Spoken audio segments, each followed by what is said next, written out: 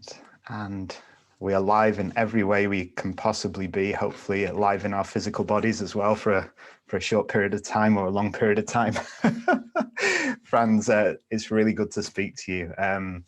For those of you who are just tuning in now, I wanted to set this up about a year ago, these kind of Facebook Lives, and the thing that occurred to me was that when the Buddha got his moment of inspiration to start what we could call his healing journey into Buddhahood, into the fullness of who he was, he wanted to address human suffering. And that if you like, in Zen, they have the famous thing is you go to a Zen master and you say to the Zen master at the beginning of your journey, you know, I don't understand why there's suffering in the world, or I don't know who I am. And the famous response from a Zen master is often, that's your problem. Like, okay, that's great. That's your Zen meditation for the rest of your life. You know, your question is, how do you end suffering? Or your question is, who am I? And then that becomes what you meditate. Well, not directly, but really there's an awareness that that's what you're deepening into. And I wanted to do these conversations with people whose maybe posts I follow or whose videos I've seen on YouTube or I've heard really good things about, to bring in a spectrum of experiences from the field of spirituality.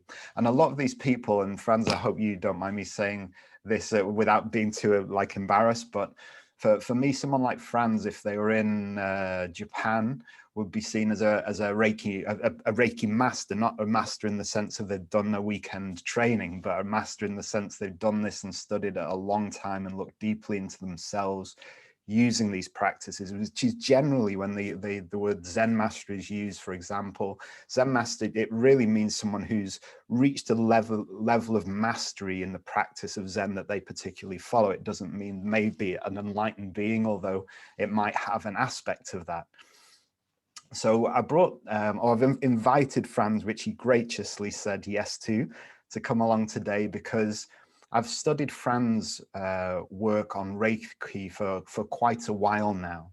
And having been a Reiki practitioner myself, not at the forefront, my energy work is Tai Chi and Qigong for a number of years.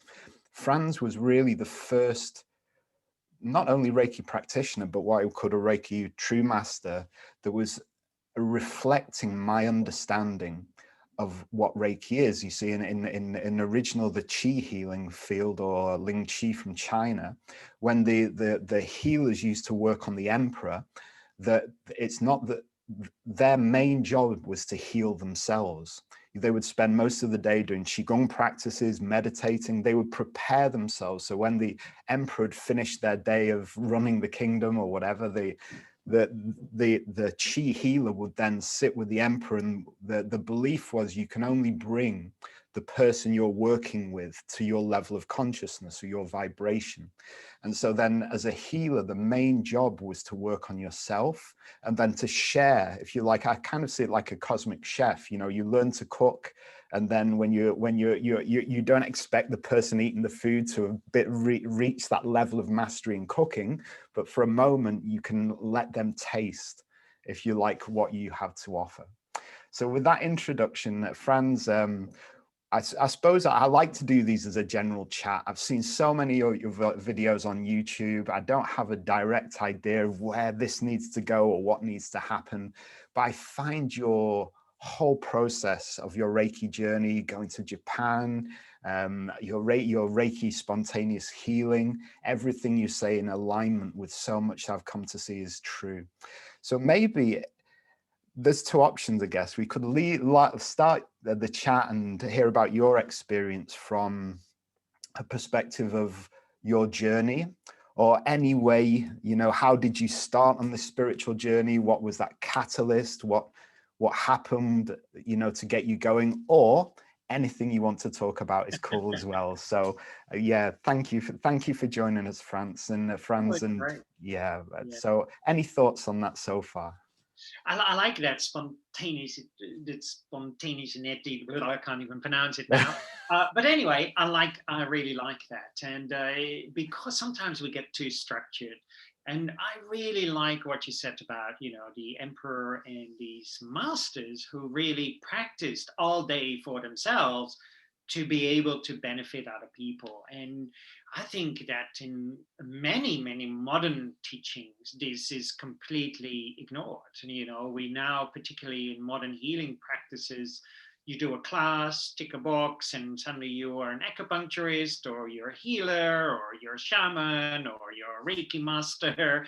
And then people get all confused because they haven't really taken the time to really sit on their butt and really realize that it's all about you. I mean, as you were saying, I cannot take you to that level if I haven't been there myself. And I see this very much as like going to a mountaintop.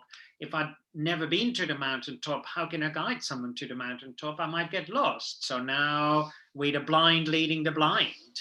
And this, I think, happens these days a lot, particularly now when there is so much online stuff being thrown at us.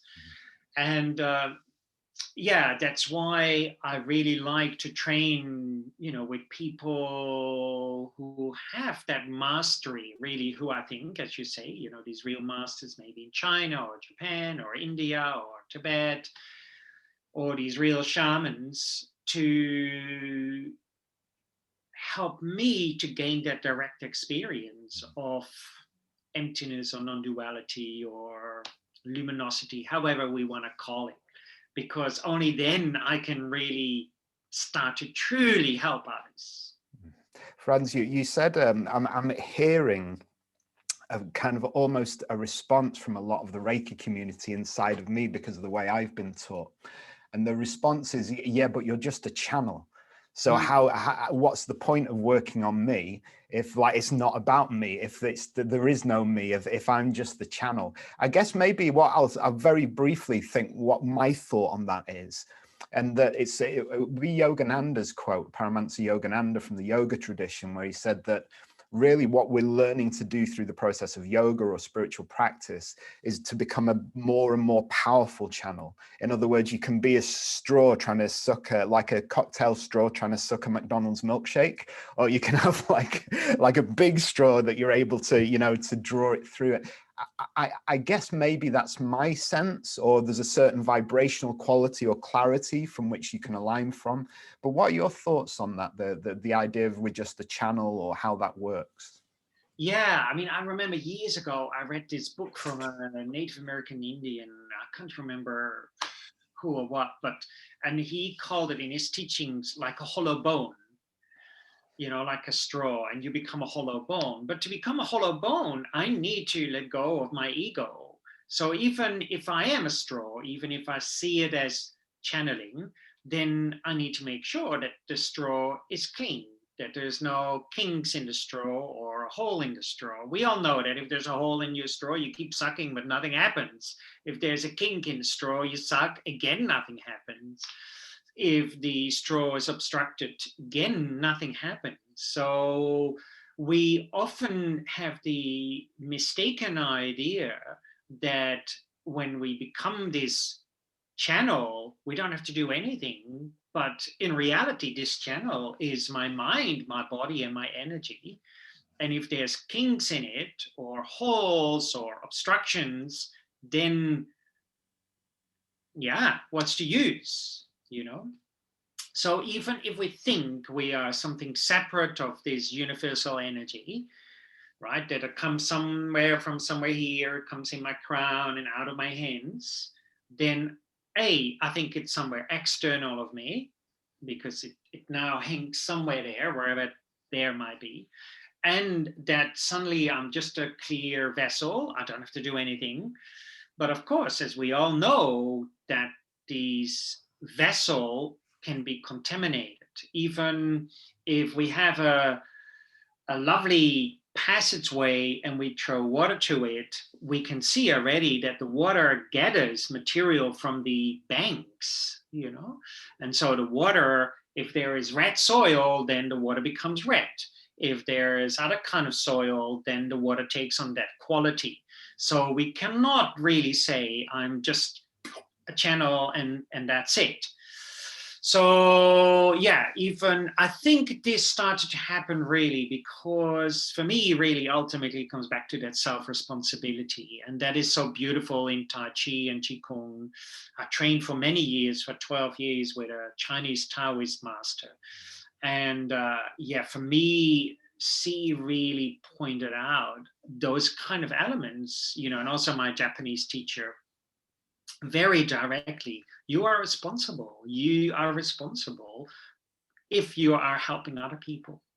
And therefore, what is that responsibility? If I see myself as a channel, I need to make sure that that channel is pure, that it's not being contaminated with the ego, with the I, with all sorts of stuff what is floating in my mind, body, and energy. And you know, if we really think about it, if that energy really comes through me and out of my body, of course it will. It's a suddenly a clear channel what is only dedicated to some universal energy and not my stuff, you know. Of course not. It is impossible, because if that was the way, we could cut ourselves open and we could find this channel, but this is impossible. Yeah. Very good. So in your experience then, what is I have a lot of time for Western Reiki because I know some amazing teachers and healers, but also the reflection is, what do you think is missing from a lot of the Western Reiki schools that you found in the more traditional Japanese schools in relation to be able to clear up that channel? What kind of practices are available? I mean, very specific meditation practices. Even the simple hands-on healing. You know, I'm at the moment running a 21-day evening hands-on healing journey, and you know, there's a lot of people who are new and who've never really done this with me, who are Reiki practitioners or teachers, and they all like commenting, "Wow, I'm so much more clearer now."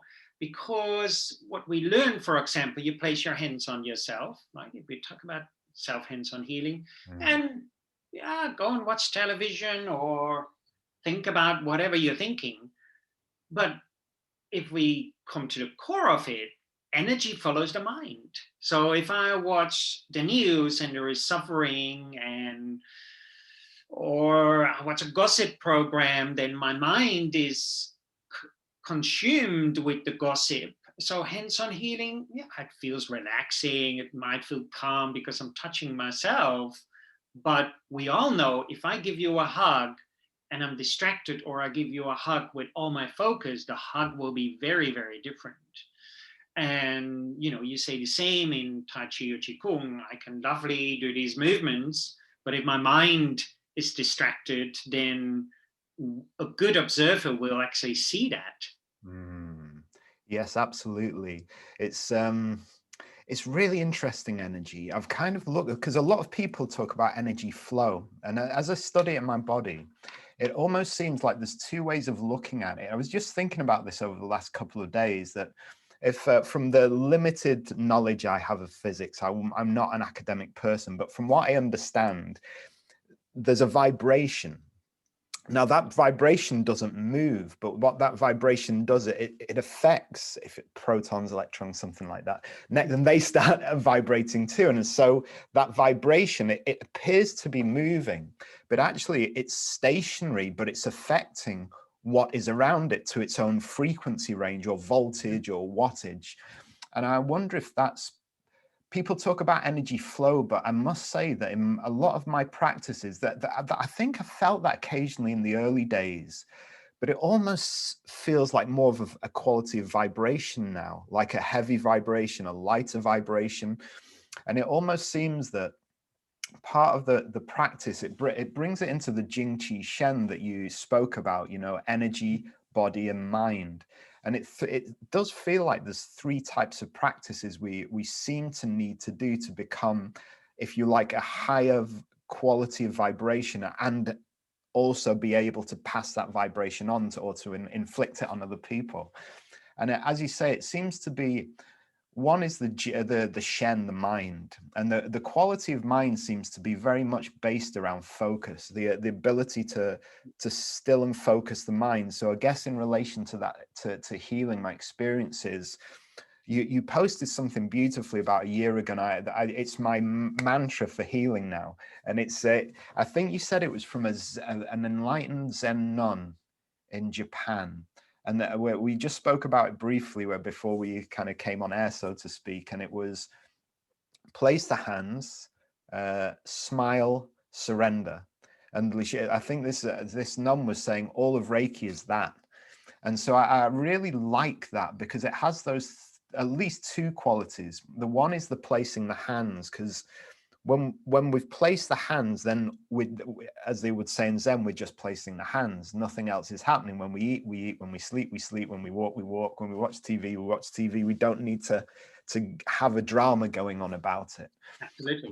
And so then the second, so we have the place the hands, which to me is the Shen, the focus. Yeah. And then we have smile. And I think that's the quality of the chi. It feels like that chi is receptive to emotion. So we can have, like I often say when I teach a Tai Chi lesson, at the end, people are generally much more peaceful. And so I'll invite people, send that peace out through the rest of your day. And then we're not just doing Tai Chi and getting on with our lives. We're using Tai Chi as a warm-up for the rest of our lives. Because I think this is something that if you like, we're being energy healers, or not so much healers all the time. So for example, if we get up in the morning and we feel angry or tired, or we watch the news and we feel depressed and anxious, we're being an energy healer, but what I would call a negative energy healer, in so much as we're actually sending anxiety out into the world. And I often say this about if they have relatives that are sick or going through that transition of leaving the body, and not to discount grief and not to describe pain and anguish of leaving a loved one, but I often feel the most positive thing we can do for a sick world is not to think of it as sick. It's actually to think of it as well, or beautiful, or healthy, or lighter. And I think in that way, we're probably always being an energetic presence on the planet.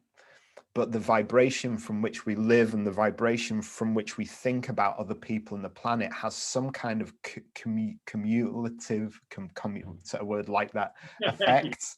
And so I think that second quality you spoke about, smile, is like the inner smile technique of Tai Chi. It's remembering when we place the hands, the next thing to do is not, oh, this person's ill, I need to get rid of that, so we're sending stress, and then this person needs to be different from what this moment needs to change.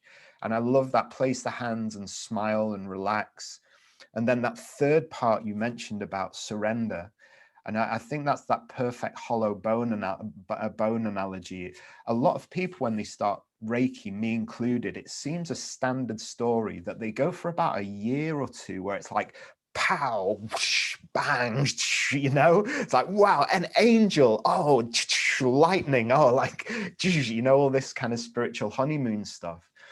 And then for a lot of people, including myself, it seems to just either stop or calm down, or those initial psychic phenomenon, they seem to go away. And that's when a lot of people, including myself, just stop. It's like, oh, it's not working anymore.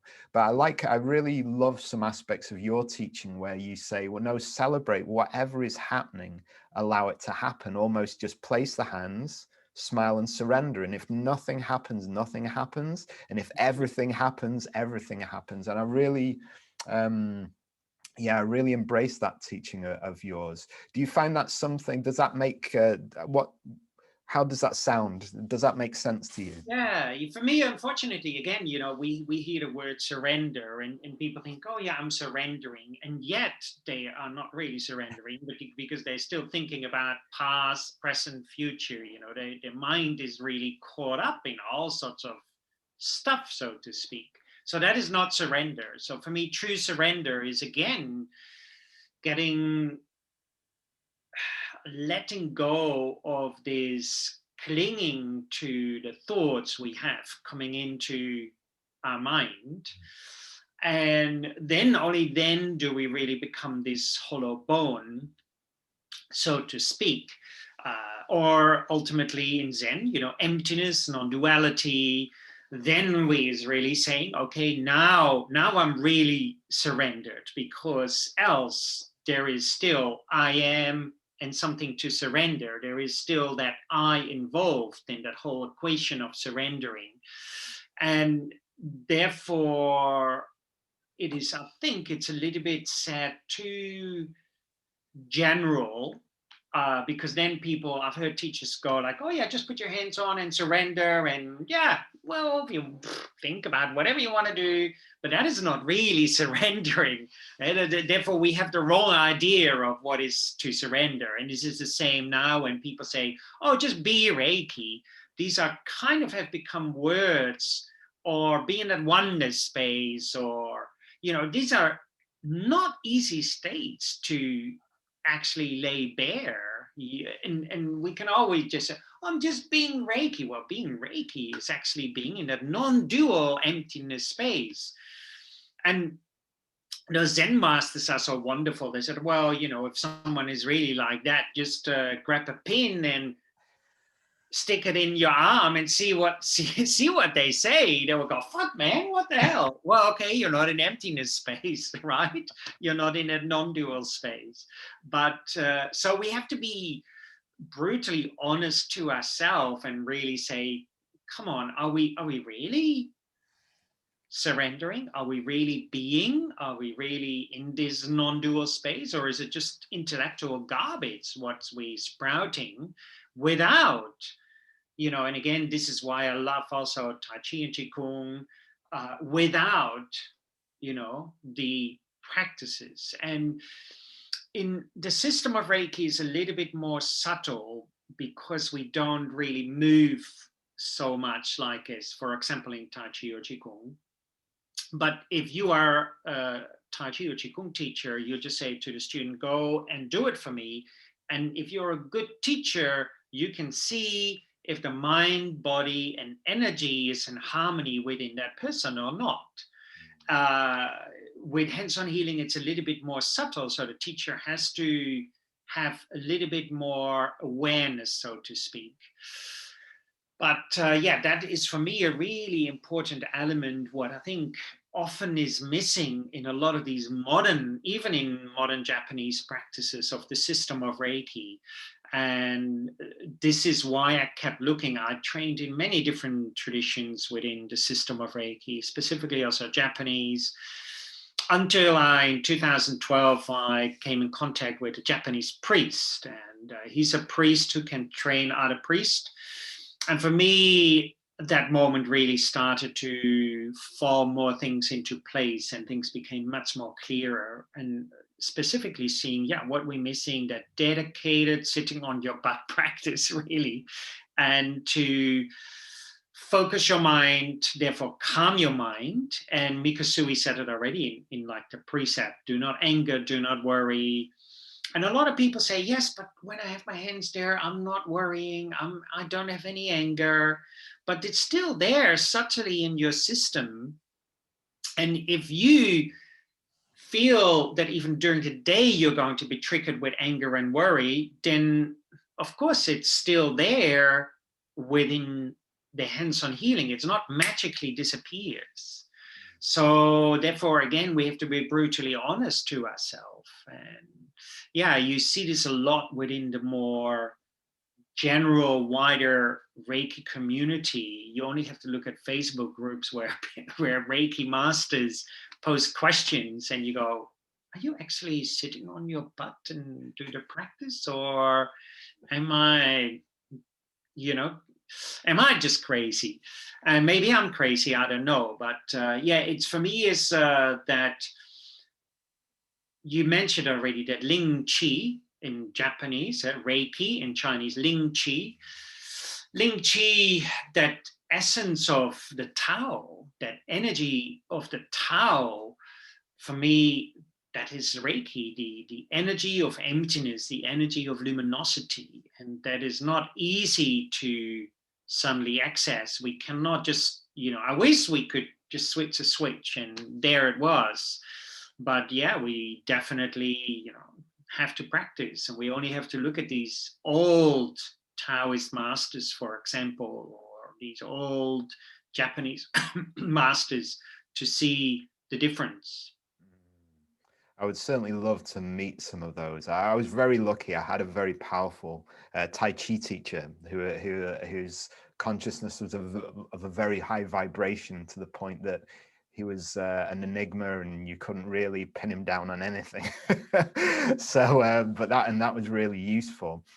I also wonder if this point in my what we could call spiritual evolution, I think I experience anger a lot less, or it's almost like as opposed to a thunderstorm, it's just a small cloud or a few clouds going through the sky. But it certainly can be triggered into a thunderstorm very occasionally if I'm really tired, I haven't slept, and I've had no food and those kind of things, and that all kind of creeps up on me.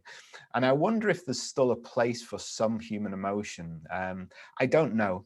But I remember the Dalai Lama saying, someone interviewed him and said, do you ever get angry? And he laughed and said, of course I get angry. There's something, but I would think something wrong in the head if someone didn't get angry. And I wonder if it's like Lao Tzu has a saying that, and I could be wrong about this, maybe in a few lifetimes time, I'll be like, oh, no, there is no anger. It's an illusion, who knows? But Lao Tzu has this saying that, he said, be like the forces of nature. When there's a thunderstorm, there's just a thunderstorm. When the sun is shining, the sun is just shining. When it rains, it just rains. And so too, someone in the Tao is like this, in all the different states of being, they just are in it. And I think there's there's a very fine line in that, between justification. Oh yeah, I can do whatever I like because I'm one with the Tao, like pass me that beer, line of cocaine, and let's go and I don't know if that's what Lao Tzu is necessarily talking about, but I think there's you see, I have to be careful because I'm very hard on myself. Yeah. And then when I notice that when I try and I have a propensity to kind of, if there's a nap to be had, I'll sleep. I'm not like a highly motivated individual. I like to sleep a lot. And me too. Yeah. And then I went through a time in my early days of beating myself up for that. It was like, oh, you're so lazy. Oh, but I felt I was a better human being if I did those things. So I'm wondering, because my worry is that people might listen and go, oh, until I'm never angry again, I can't really do Reiki effectively. Or until, I just have an open Buddha heart that is unshakable in its compassion. I can be crucified and go, oh, forgive them. They don't know what they're doing, until I get to there. I can't do healing. But I don't think you're saying that necessarily, but what you're saying maybe is there's a journey of purification of those subtle energy channels, and the more purified they get, the greater the capacity for that vibration to happen. I remember when I first met my teacher in India, he was about 400 or 500 meters away, and I'm sat meditating, and there's thousands of people there. I never got to speak to him on this plane, but loads of psychic dreams and various other things that was very powerful. And as he walked out as a speck on the horizon, I was a year into my Reiki journey at that point. And my hands it was like they had been set on fire, and I could feel the energy just pulse through my body. And I guess maybe from what you're saying is there's some individuals that live in very, very high planes of consciousness. And I've heard you say this before, that just in their presence, that a healing can spontaneously happen, or that Absolutely. Yeah. So that's been your experience. So for me, to come back to the anger a bit, I think when the Dalai Lama says it's okay to be angry, I think what for most of us happens, we are angry and we stay angry. Yeah.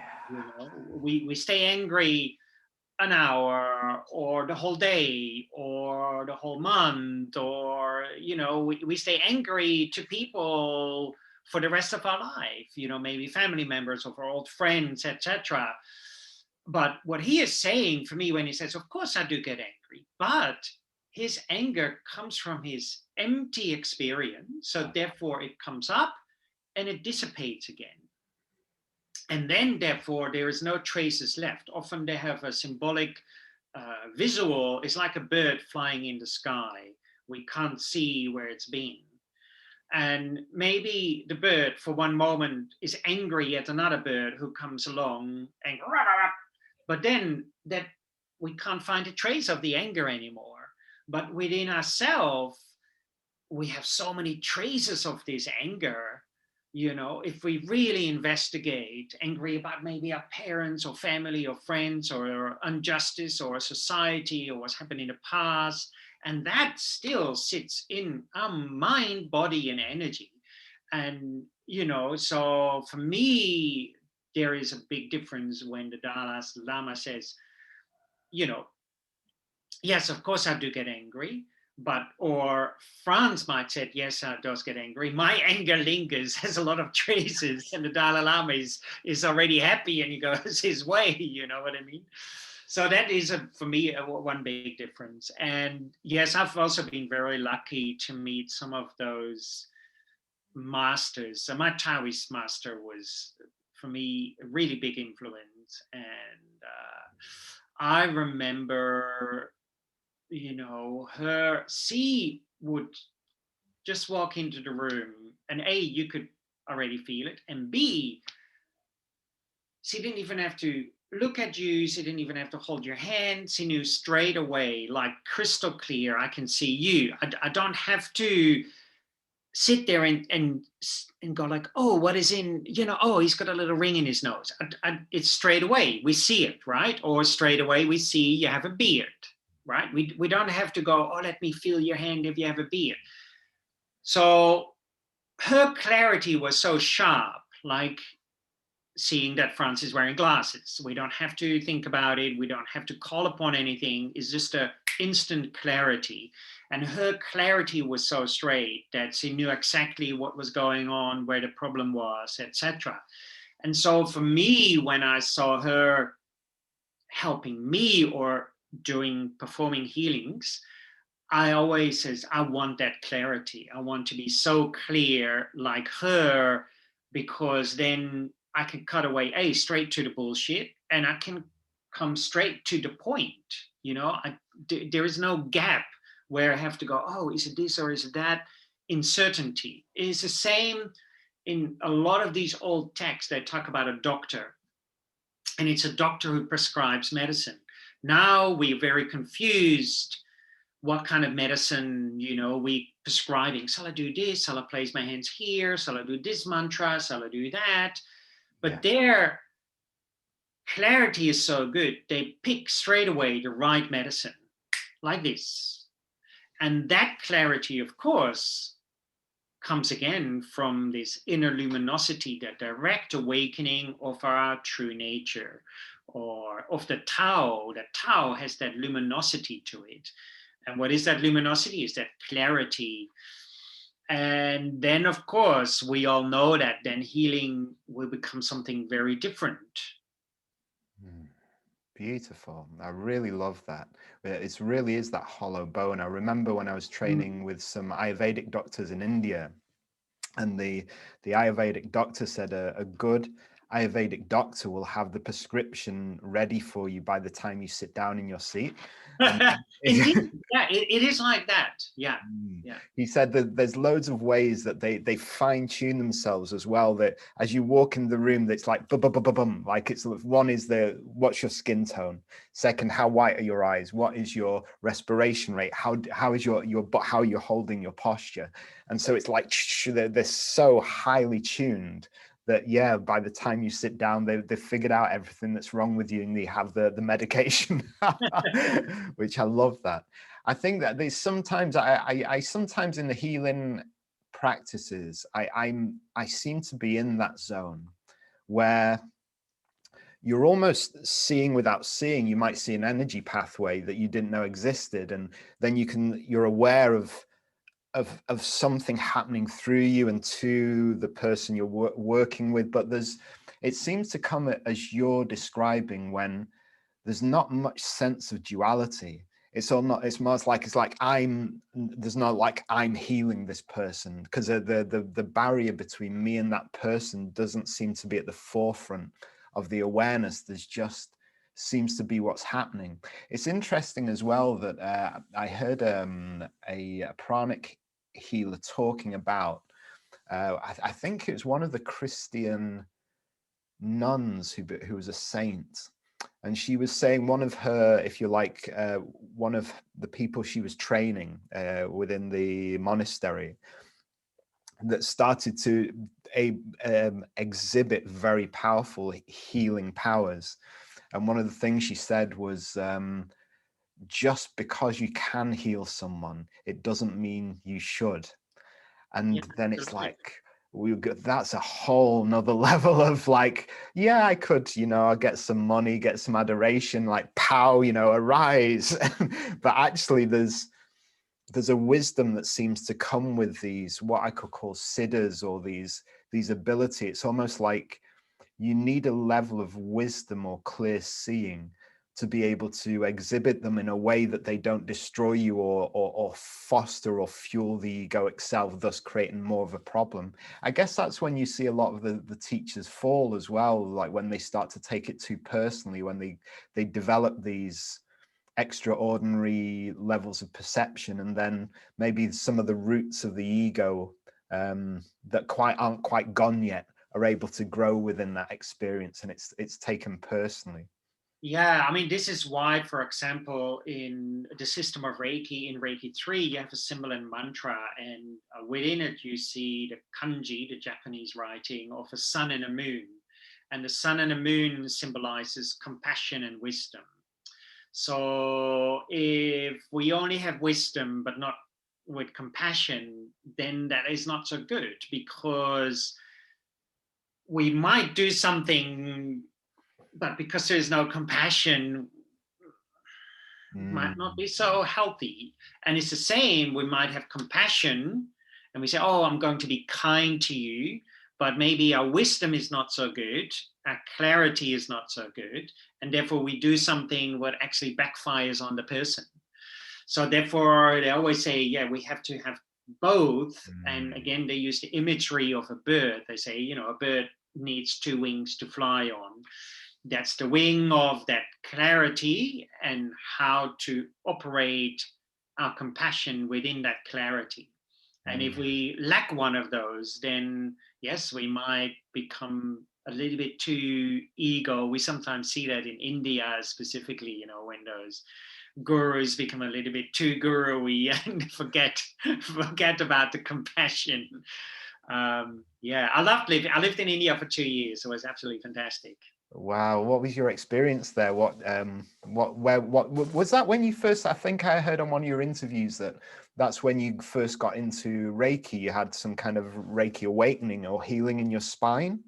Yes, for me, living in India was a really big learning curve.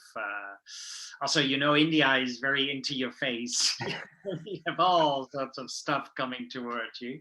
So, and there is some, for me, like if I compare to where I live now in Holland,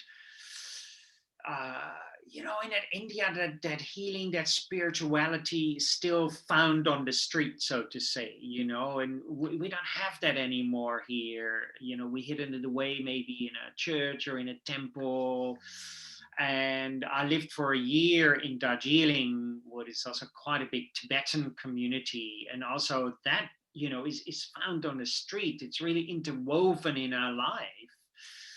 And therefore, ultimately with all of these practices is not so much for me, on how much energy we can channel or how much energy we can emanate, or if we have psychic powers or whatever. But really, for me, it's about are we more compassionate to other people and ourselves, and that is the crux of the whole thing: love and compassion and kindness. And sometimes I think when we develop that clarity, and we might see or feel things, then that can actually backfire on us if we don't have the compassion, because then we go, oh yes, but yeah, I can feel that. I see your spirits. I see your energy. Or you know, I know you can't, but I can. And then we create a whole other attachment.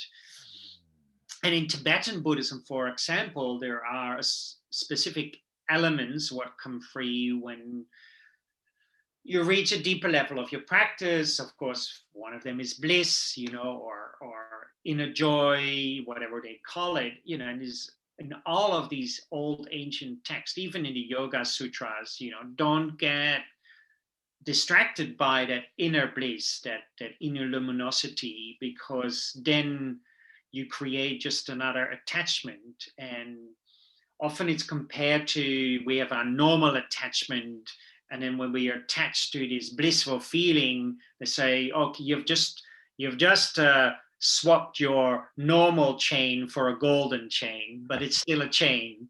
Yeah. And I like that, you still change yourself to, but now it's a little bit more a golden chain. I'm a healer. I can do this. I can heal you. I can help you. All of this kind of stuff. I sometimes feel that attachment, I sometimes call that fear, because like what I notice in my own development is that there's a part of me that is very happy with the blissful states, with the inner peace, with the wisdom. But I think over time, I take it less and less personally. So it's like sometimes people think non-attachment is like push stuff away. Like, oh no, I don't want that. But that's like a aversion. So you've got this craving and aversion cycle. And I think sometimes what I'm starting to see is that not being attached to bliss or peace is kind of like, it's the paradox of Taoism, that when you're not attached to it, it's there more. And then the more you get attached to it, the less it's there. And it's almost like the attachments to peace or love or whatever seems to be, oh my God, I hope this doesn't leave. So there's like a tensing around it. Yeah. And then to be non-attached to it is I used to get this analogy of like, non-attachment is a butterfly comes and lands on your hand and you're just like, oh, this is so beautiful. And now attachment is you grasp hold of the butterfly, and then it's a lose-lose. Suddenly it's not beautiful anymore. The butterfly's trying to get away, or you might even kill it. But the non-attachment is it can just come and go in its own way and in its own time. And then there's an appreciation of it being there, having been there.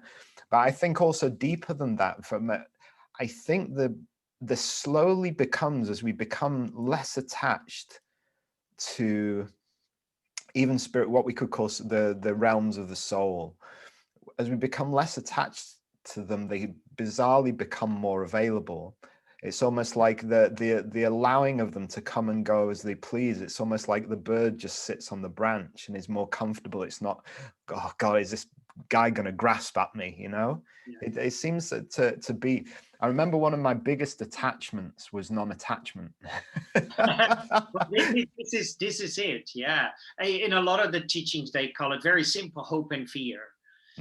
There's the fear that we might lose the feeling, energy, or whatever. Then there's the hope: I want more, or I don't have it, so I hope for more, or I hope for healing, I hope for this to take place. So hope and fear, for me, are really basic understandings. And this is where that grasping, this again, a wonderful yogi, Milarepa, and one of his teaches Marpa and Tilopa, this whole kind of lineage.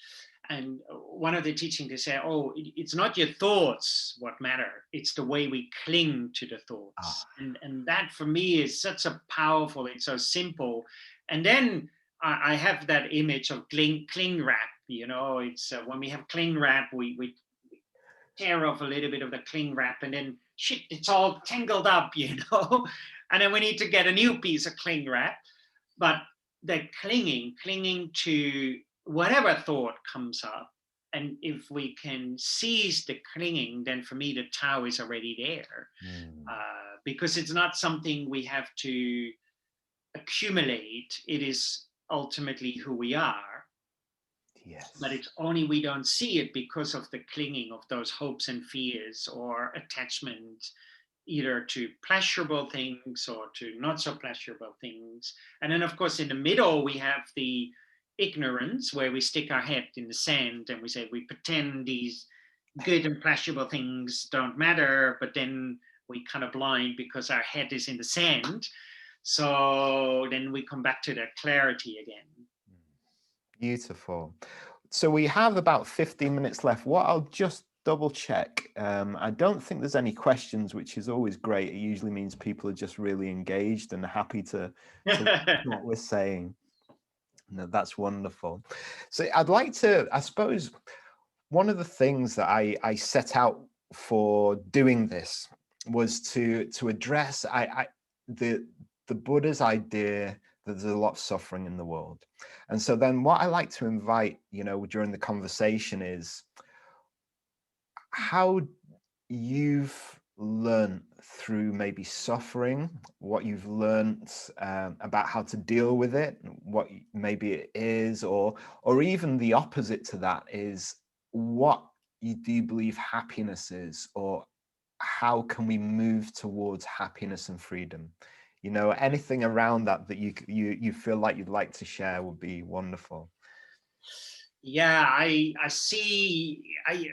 It's an interesting concept, because ultimately we are being swinged by suffering, happiness, suffering, happiness, suffering, happiness.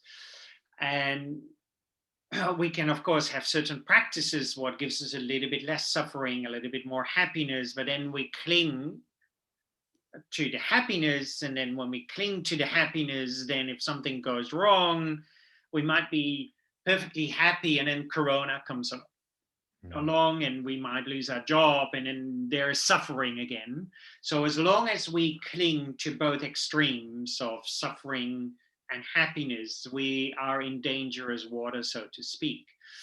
And therefore, of course, we can stimulate happiness. We can put on some nice music. We can have a nice drink. We can do all sorts of things. But then maybe, again, suddenly there might not be any music. Suddenly might not be drink. So what do we do? Then we get angry again. So we have this constant ping pong effect, ding, ding, ding, ding, ding, ding.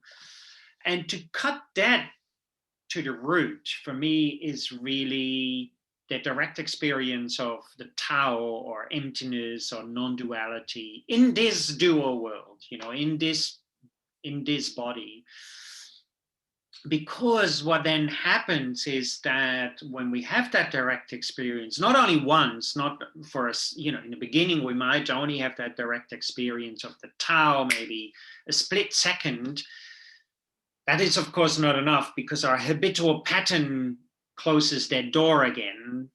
And therefore, we need to use these practices of the movements, for example, or maybe sounds or other specific visualizations to keep that door open, so to speak. And again, remember the Tao, remember that emptiness, remember that non-duality through the focus of the practice. And when that happens, then, out of this emptiness, a thought comes up, either about happiness or anger or worry. We're not grasping it, we're not clinging to it. And so it falls back into this big pot of emptiness. And that doesn't mean, sometimes people think, oh, but then I become a zombie, but actually not, because that emptiness is full of potential, full of energy, full of light, but there is no clinging. And therefore we set ourselves completely free. So to end that suffering, ultimately, I think we can cut the branches, so to speak, of the suffering. But if we haven't cut the root, the branches of suffering will grow back. So we need to go to the root. And the root is that we have kind of distanced ourselves from the Tao, or from Buddha nature, or from our true self, or from that luminosity, or from enlightenment, or whatever word we use for that. It doesn't matter. But to remember that again, I think is really, for me, that is to be a human, nothing ordinary. It's just an ordinary human. Often people say to be human is to be angry and worried, and these are our feelings. But actually, the word human comes from being humane, and humane means being compassionate. So I think now we're more non-human, and we have to remember our humanity again, our humaneness, our compassion and kindness. Beautiful. And how do you go about that, Frans? Like, so I totally hear you, and I totally agree. And I think that's the Taoist perspective of the alignment of heaven and earth. It's where the body and the pure consciousness, that state of emptiness and fullness, are in absolute harmony with each other, and there becomes this natural expression. And I guess I've one of my main practices, that's all I do every day, that practice that, and I need to practice it, because for me, for whatever reason, it just doesn't happen. So, we have one moment of awareness and floop, it goes out of the fucking window. Absolutely. So my day is built around that. So I start, and what I found is I like to chant first thing in the morning, like Om Gayatri chanting, because that raises my energy. It calms my central nervous system. And then I do some physical exercise, build up the Jing energy, so my frame is strong enough to hold the Qi and the Shen. Every day I like to go for at least an hour and a half walk in the countryside to hold that harmony. So it's all like my whole day is based around that. How do I live a life which allows me to remain in that center to the best of my ability? But I love that again. We my best, right? Yes, and I really, again, it's one of the Dalai Lamas saying, it was so funny. Someone said that you're getting older, are you ready for death? And he said, yeah. He said, I've been meditating on it for a while. And he said, I'm ready for death. He said, unless I'm on a plane that crashes. And then he said, I'll be like this, and I guess that's also highlighting what you're saying, that mixture of that awakened state, but also the recognition of the humanness and the funniness of this human condition. Yeah. I think I see that, with people like the Dalai Lama, and as I said, I've been lucky to meet some of those, for me, who I think quite realized teachers and people. They all have this lightness of being. They are just so funny in a way, because it's like a Zen master. They say, oh, if you have that direct experience of enlightenment, you might as well start laughing, because you realize how stupid your life has been. And it's a little bit like this, it's yes, is a very interesting. I often say, if you're not laughing, you don't realize that the infinite universal consciousness has incarnated itself into a neurotic evolved monkey. And if that doesn't make you laugh for the rest of your life, I don't know what will. I really love that. Is there any final words, anything? I suppose one question would be, Frans, is just if people want to get hold of you, what kind of how do they do that? What kind of courses are you running at the moment? How can people train with you at the moment? Yeah, before I say that, I really agree with you, what you're saying. And I think this is an essential point these days. And I think we have mislaid this a lot. You were really saying to hold that energy in my body. And for me, that's an essential point. Don't forget your body. Your body is the vehicle for that luminosity. Your body is at the moment the vehicle for your mind. If that body, like this cup, has a hole in it, I can pour all sorts of energy in it, but it dissipates. So yes, really embodiment, therefore it's called embodiment of spirituality, therefore in your body, and therefore as you say, we do this body movement, we have to walk, we have to ground ourselves in our body.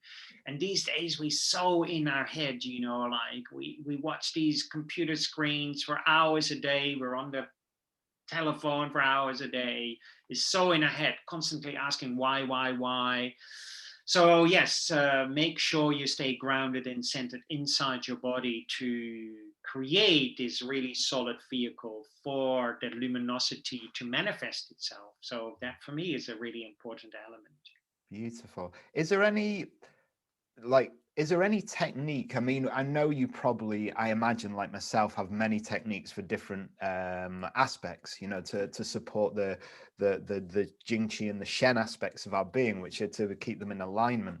But is there any, if you were to say, okay, here's something I can offer anyone who's listening to this to maybe just implement this, you know, each day amazing, or just at some point, and this will help you with your grounding or anything? Yeah, I mean, you know, as you know, in Taoism, the duncan or the tanden or hara, the center point just below your belly button, you know, really bring your mind back again and again and again. Sometimes that is difficult to do just with the mind. Sometimes that's very difficult to do with the breathing, because the mind and the breath are very subtle. So therefore, you know, you can do it with your hands, almost like a percolator. You may bring your hands down to the hara, to the dantian or tanden, whatever you want to call it, that center below your belly button, and then focus on that. Rest your mind on your hands. If you find it difficult to rest it on the hara or the dantian, and yeah, that's your center of your body ultimately. Beautiful. Thank you for that. And so, yeah, how to reach me? You can have a look at my website, ihreiki.com, or Frans Stiene, Facebook, Instagram, or International House of Reiki Facebook. So, yes, there's lots of different ways. And there's if you look up Frans on YouTube as well, just type in Frans Steen or Stein? Stiene. Stiene. It's a Dutch way, but I don't care really. It's just like Stein, that's a big pint of beer. Stiene. So Frans Stiene. If you just type in Frans' name in YouTube, there's some amazing talks about some of the masters he's studied with, his philosophy on Reiki that I just found beautiful and enlightening. Thank you so much for joining us today. I think this has been as much for me as anyone else, but I really appreciate you spending time with us today, and please enjoy the rest of your day. Yeah, thanks for inviting me. Oh, you're so welcome, mate. See you again sometime. Yeah, Bye-bye. okay. Bye-bye.